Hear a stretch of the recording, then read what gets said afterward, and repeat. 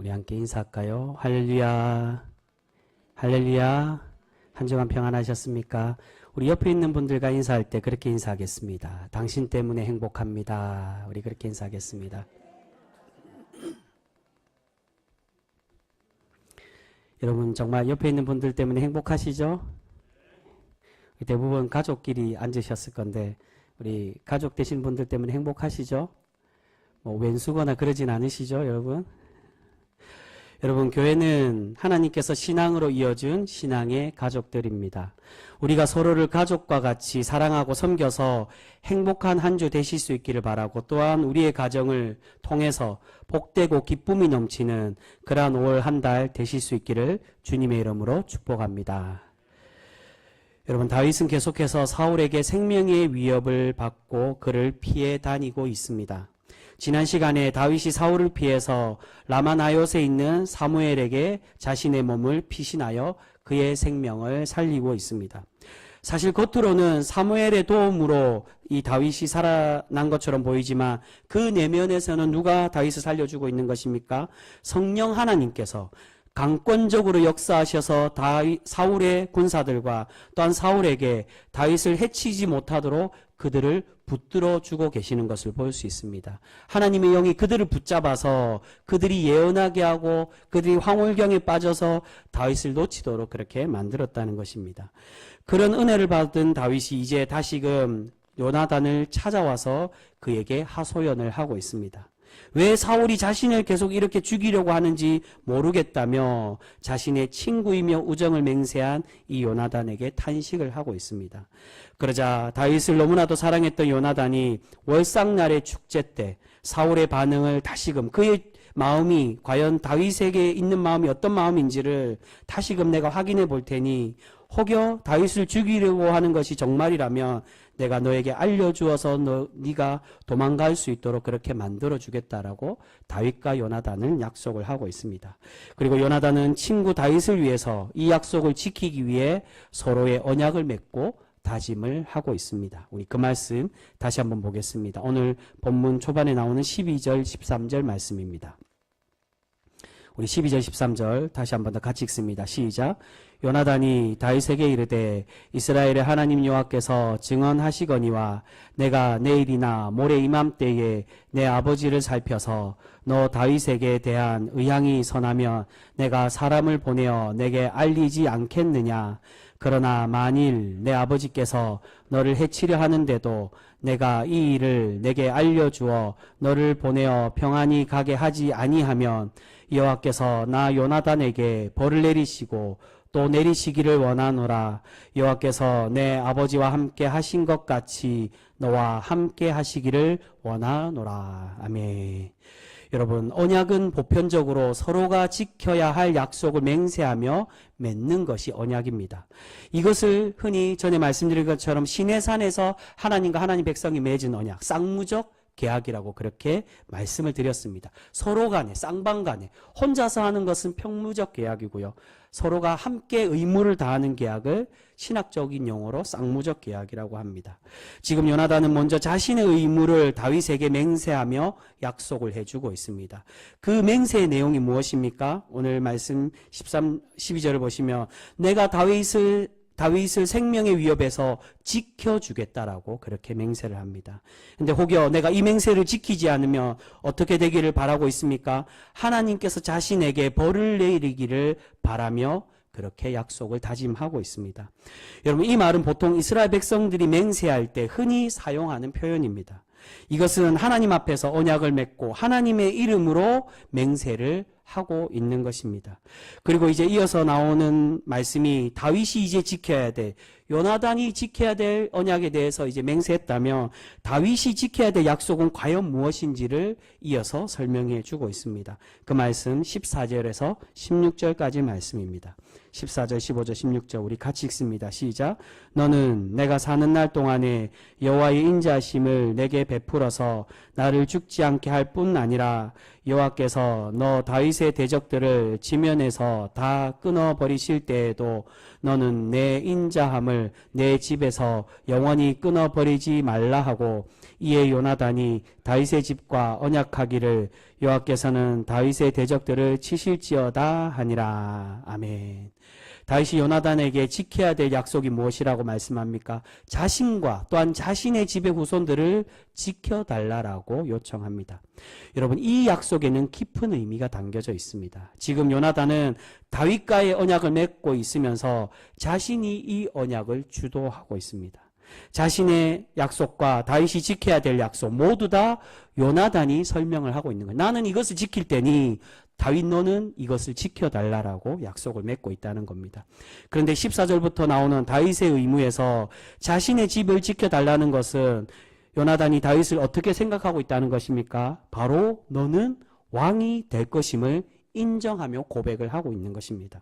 15절에 보시면 하나님께서 너의 대적들을 끊어버리실 때에 인자함을 내 집에 내려달라고 요청합니다. 이 말은 너는 그런 힘을 가질 때 너의 적들이 다 무너지고 하나님께서 그 적들을 원수들을 갚아주실 때, 즉 내가 왕이 되어 힘을 얻을 때 나의 집에는 은혜를 베풀어 달라고 요청을 하고 있는 것입니다. 여러분, 요나단은 계속해서 자신보다 다윗을 왕으로 세워주려고 하고 있습니다. 그래서 전에 말씀드린 것처럼 23장에 가서 보시면 이제 직접적으로 너는 나보다 앞서 이 이스라엘의 왕이 되며 나는 너의 그 다음이 될 것이라고 그렇게 공포하고 맹세하며 다윗과의 약속을 지키고 있습니다. 여러분, 왜 요나단은 계속해서 자신이 왕위 계승 1순위임에도 자신의 아버지가 왕이기 때문에 유일한 왕자인 요나단이 당연하게 그 다음 왕으로 되는 것이 당연한 원리이고 원칙입니다. 그런데 왜 자신이 1순위임에도 자꾸만 다윗을 높여주려고 하고 있는 것일까요?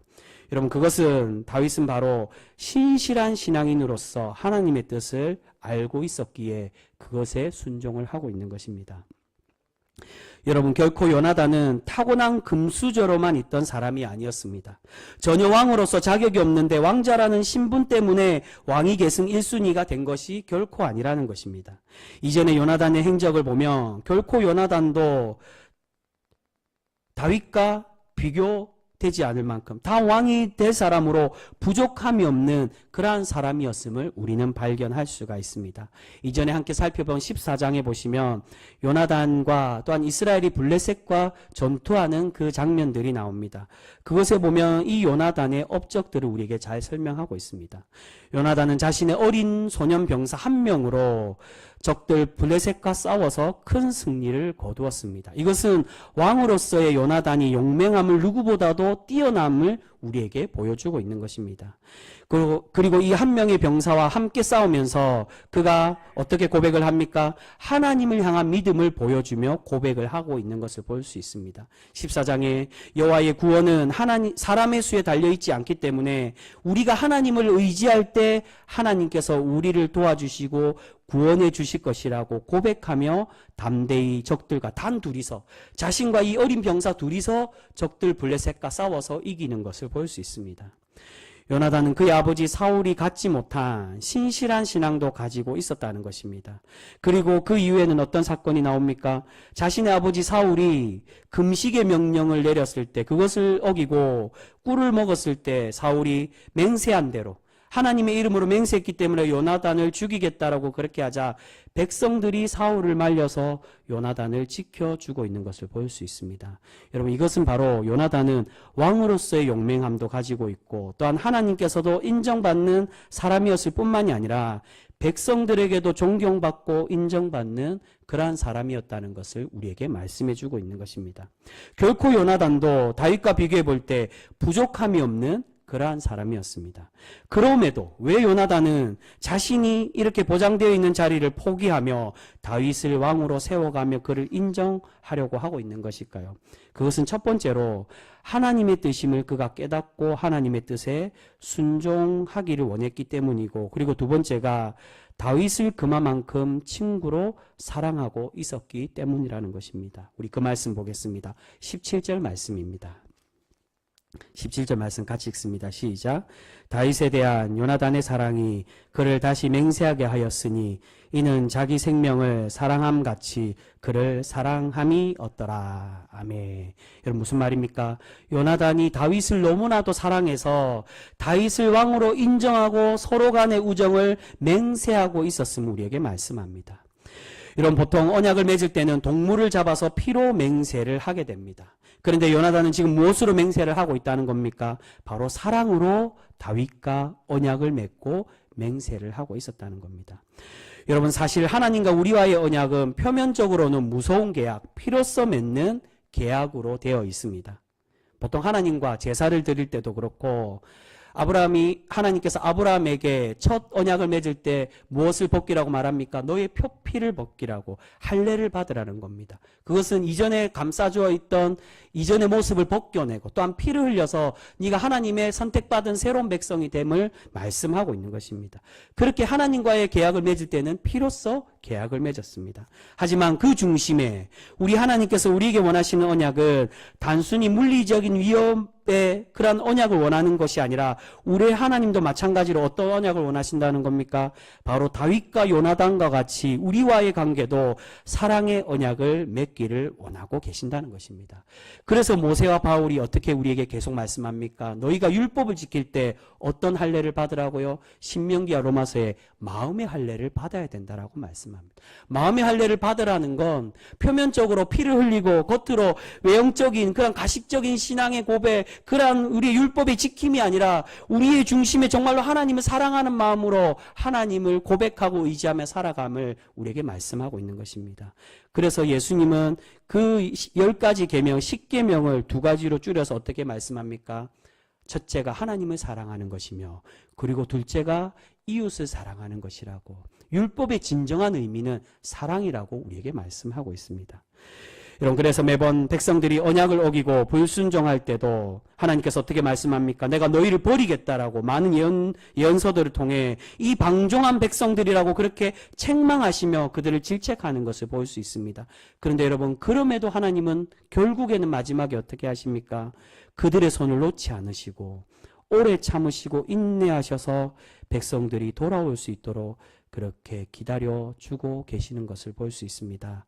여러분, 그러한 사랑의 언약, 하나님께서 우리를 향하신 사랑의 마음을 가장 잘 보여주는 언약이 무엇이라고 할 수 있습니까? 피를 흘려서, 우리의 피가 아니라 대속물로 우리를 죽게 하지 않게 하기 위해서 진정한 사랑의 언약으로 보여주신 그 언약이 무엇입니까? 바로 예수 그리스도를 통한 그분의 십자가 희생의 사랑의 언약이라고 할 수 있습니다.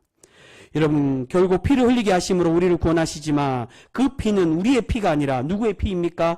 바로 자신의 독생자 예수 그리스도의 피를 흘리게 하심으로 자신의 독생자 아들 성자 하나님이지만 그를 희생하심으로 죄 많은 우리를 구원해 가고 계신다는 것입니다. 여러분, 하나님은 이렇게 사랑으로 우리와의 언약을 맺고 계시는 것입니다. 여러분, 오늘 다윗과 요나단의 사랑의 언약이 바로 이 예수님의 희생의 언약을 보여주고 있다라고 할 수가 있습니다. 왜 그렇습니까? 요나단이 다윗과 어떻게 언약을 맺습니까? 자신이 보장되어 있는 왕자를 버리고 자신보다 사랑하는 다윗을 높여주고 그를 살리기 위해서 언약을 맺고 있듯이 우리 주님 또한 우리에게 그렇게 하신다는 겁니다. 하늘의 보좌를 버리시고 우리를 살리시기 위해서 자신을 친히 희생시키시고 우리를 사랑으로 구원해 가고 계시는 줄 믿습니다. 사랑하는 성도 여러분, 앞에서 처음 인사드렸던 것처럼 우리는 하나님께서 이어주시고 맺어주신 신앙의 가족들인 줄 믿습니다. 우리가 주님의 몸된 교회의 지체로 연합하고 일체된 존재이기에 우리는 신앙의 가족이 되어지는 줄 믿습니다. 다른 것으로 되는 것이 아니라 하나님이 우리를 교회라는 그러한 조직이나 또는 건물로 또는 율법이라는 그런 외형적인 문자로 그것을 맺는 것이 아니라 주님이 우리를 사랑하셔서 그 사랑으로 우리를 하나 되게 하시고 연합되게 하셔서 가족으로, 신앙의 가족으로 이어가고 계신다는 것입니다. 근데 여러분, 우리가 무엇으로 신앙의 가족이 되는 것입니까? 바로 주님의 사랑으로 맺어지고 그 사랑으로 하나의 가족이 되는 줄 믿습니다. 우리가 유대인들처럼 율법이나 강제적인 명령으로 연결되어지는 것이 결코 아닙니다. 주님이 우리를 사랑하여 주셨기에 비록 우리가 서로를 볼 때 부족하고 모자랄지라도 우리는 서로를 높여주고 사랑하는 그러한 존재로 우리를 만들어 가고 계시는 줄 믿습니다. 여러분, 오늘 요나단이 다윗을 사랑하지 않았다면 결코 자신의 권력, 자신의 이 지존의 자리를 포기할 수가 없었을 것입니다. 여러분, 요나단이 보통 이 역사적으로 얘기할 때 요나단은 다윗보다 나이가 더 많았다라고 이야기합니다. 훨씬 더 형님이었습니다. 그리고 요나단과 다윗의 그런 지위와 또한 가진 것이 어땠습니까? 다윗은 그의 많은 형제들이 있었지만 그의 집은 가난한 그런 가정이었다라고 얘기합니다. 요나단의 입장에서 보면 어린 동생이었고 또한 가진 것이 없고 권력도 자신보다 못한 그러한 사람임에도 요나단은 다윗을 높여주고 있고 그에게 자신의 자리를 양보하고 있었다는 것입니다. 그것은 바로 요나단은 다윗을 그렇게 뜨겁게 사랑하였기 때문에 그에게 자신의 이 자리를 내어주며 그렇게 양보하고 있는 것입니다. 여러분, 베드로 사도도 자신이 초대교회에 보냈던 서신에게 그렇게 말합니다. 사랑은 허다한 죄를 덮기 때문에 어떻게 하라고요? 뜨겁게 사랑하라고 하나님의 교회의 성도들에게 권면을 하고 있습니다. 뜨겁게 사랑할 때 그 허다한 죄를 우리가 덮을 수 있다라고 말합니다. 여러분, 우리가 피 한 방울 섞이지 않았음에도 서로의 죄를 덮어주고 가족으로 섬길 수 있는 이유가 무엇입니까? 바로 주님의 사랑으로 주님께서 우리를 이어가도록 만들어주고 계시기 때문인지 믿습니다. 사랑하는 성도 여러분, 주님의 사랑과 이 요나단의 조건 없는 이 사랑을 우리가 본받아 우리도 서로의 허물을 덮어주고 뜨겁게 사랑하는 그러한 거룩한 성도 모두가 되실 수 있기를 소망합니다. 여러분, 요나단은 이후에 사울이 정말 다윗을 죽이려고 하는 것을 알고 다윗을 숨겨주고 다윗이 도망갈 수 있도록 도와주는 것을 볼 수 있습니다. 이제 신호를 보내서 내가 저 풀숲에 바위에 숨어서 다윗이 3일 동안 기다리고 있을 때 혹여 자신의 아버지 사울이 정말 다윗을 죽이려고 한다면 내가 화살을 쏘아서 그렇게 신호를 보내어 너를 도망갈 수 있도록 도와주겠다라고 약속을 합니다. 그리고 나중에 요나단이 전쟁에서 죽고 다윗이 왕이 되었을 때 다윗 또한 어떻게 합니까? 자신의 그 맹세대로 자신의 생명을 지켜준 그 요나단의 은혜대로 다윗 또한 마찬가지로 요나단과의 약속을 지켜주고 있는 것을 볼 수 있습니다. 요나단에게는 무비보셋이라는 아들이 한 명 있었습니다. 이 무비보셋은 나중에 이 요나단이 죽었던 그 전쟁에서 이 무비보셋을 살리기 위해 그의 유모가 이 아이를 데리고 가다가 땅에 떨어뜨려서 두 다리를 저는 그런 장애인이 되고 말았습니다. 그렇게 유약하고 아무 쓸모없어 보이는 그러한 요나단의 아들임에도 다윗은 어떻게 하고 있습니까? 나중에 사무엘하 9장에 가시면 다윗은 평생토록 이 요나단의 아들을 지켜주고 그를 책임져 주는 것을 볼 수 있습니다. 자신의 상과 함께 식사를 하며 자신과 같은 그 높은 자리에 높여주며 그를 세워가고 있다는 겁니다. 여러분, 보통 왕이든 정치인이든 자신이 권력을 잡으며 어떻게 합니까? 과거의 약속은 온데간데 없어집니다. 처음에 한 약속은 언제든지 버릴 수 있는 어린아이들의 손가락 걸고 한 장난의 약속과 같이 그렇게 취급을 한다는 것입니다. 그렇기에 다윗 또한 마찬가지로 자신이 왕이 된 이후에 자신에게 정적이 될 수 있는 요나단의 아들을 제거하는 것이 당연한 것처럼 비춰질 수도 있었다는 겁니다. 그럼에도 다윗은 지금 어떻게 하고 있습니까? 나중에 자신이 왕이 되었을 때 요나단과의 한 약속을 잊지 않고 그 약속을 지키기 위해 그의 아들을 세워주며 그들을 지켜주는 것을 볼 수 있습니다. 여러분, 어떻게 해서 다윗이 이미 죽고 없는 이 요나단과의 약속을 지킬 수 있었을까요? 그것은 다윗 또한 요나단을 너무나도 뜨겁게 사랑했기 때문입니다.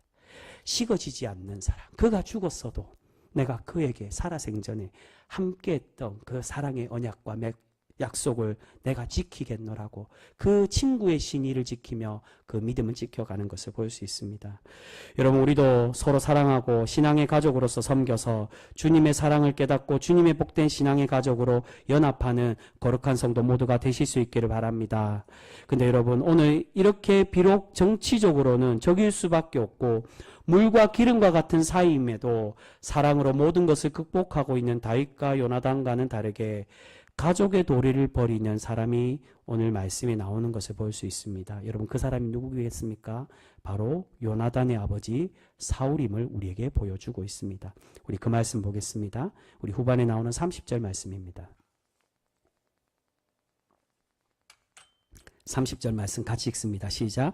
사울이 요나단에게 화를 내며 그에게 이르되 폐역무도한 계집의 소생아, 내가 이새의 아들을 택한 것이 내 수치와 내 어미의 벌거벗은 수치됨을 내가 어찌 알지 못하랴.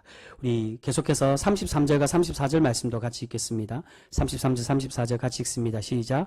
사울이 요나단에게 단창을 던져 죽이려 한지라 요나단이 그의 아버지가 다윗을 죽이기로 결심한 줄 알고 심히 노하여 식탁에서 떠나고 그의 달의 둘째 날에는 먹지 아니하였으니 이는 그의 아버지가 다윗을 욕되게 하였으므로 다윗을 위하여 슬퍼함이었더라. 아멘. 여러분, 사울과 요나단은 피로 맺어진 부자지간입니다. 그런데 요나단이 다윗을 숨겨주고 도와주게 되자 사울이 어떻게 하고 있습니까? 굉장히 화를 내며 요나단을 모욕을 하고 있습니다. 이 폐역 무도한 여인의 자식이라고. 그리고 너의 어미의 벌거벗은 수치와 같이 너의 그 모습이 수치된다라고 그렇게 이야기합니다. 사실은 이 표현만 보면 이 콩가루 집안입니다. 이 자신의 아들만 욕하는 게 아니라 이 요나단을 놓은 자신의 아내이며 요나단의 어머니까지 두 사람을 다 원색적으로, 사실 우리 표현에는 이게 고체로 표현해서 이게 그렇게 감싸져 있지만은 굉장히 원색적인 표현. 벌거벗은 너의 어머니의 수치와 같이 너 또한 그런 수치됨이라고.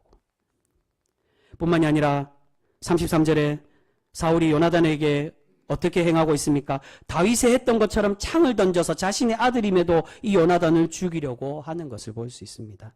여러분, 왜 사울은 자신의 아들까지도 저주하고 죽이려고 하고 있는 것일까요? 그것은 바로 사울은 요나단을 사랑의 마음으로 바라본 것이 아니라, 비록 피로 맺은 가족이지만 그를 사랑의 마음으로 본 것이 아닌 자신의 욕심을 채우기 위한 도구로만 생각하고 있었기 때문입니다. 내가 어떻게 이 왕자를 지켜왔는데, 내가 누구를 위해서 다윗을 죽이려고까지 했는데 어떻게 아들인 네가, 너 요나단이 이럴 수 있냐라고 그렇게 화를 내며 그 욕심에 빠져서 사울은 이 요나단을 죽이려고 하고 있는 것입니다. 여러분, 때로는 우리는 나의 가족이고 나의 편이라고 생각하며 내 뜻대로 하려고 하는 모습들을 우리는 발견하게 됩니다. 하지만 여러분, 그러한 모습은 결국 그 사람을 사랑해서가 아니라 나의 욕심에서 나오는 모습임을 우리는 분명히 기억해야 될 것입니다.